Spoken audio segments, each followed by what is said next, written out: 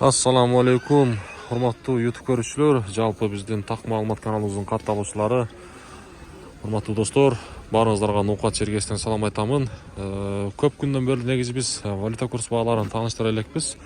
Бүгүн негизи 2025 жылдын 4-чү мынакей январь күнү, аптанын ишемби күнү болуп турат. Сааттын жебеси 14:35. Бүгүн Ноокатта Капитал банк иштеп жаткан кезген. Бирок деген жери бар. Рубльдун абалы жакшы эмес туугандар. Себеп дегенде 0,75 тыйын болуп калыптыр. Азыр мен сиздерге ошол нерсени көрсөтө кетейин. Мынакей. Ал жерде рубль 0,75 тыйын, доллар 86,85, евро 90 сом тыйын болуп турган кези.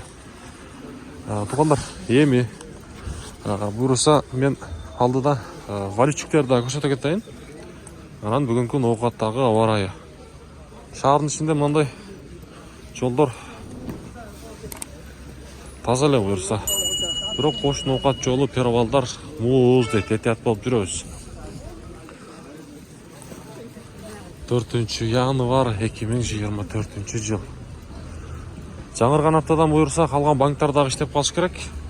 Кечээ күнү мен тартканы болбой калды. Обменниктер, акчалаштыруучу жерлер негизи курсту 0,80 койгон экен да.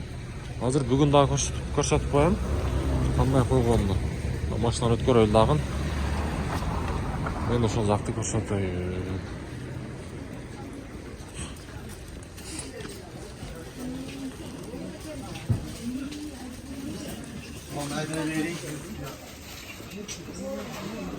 $0,80 экен туугандар.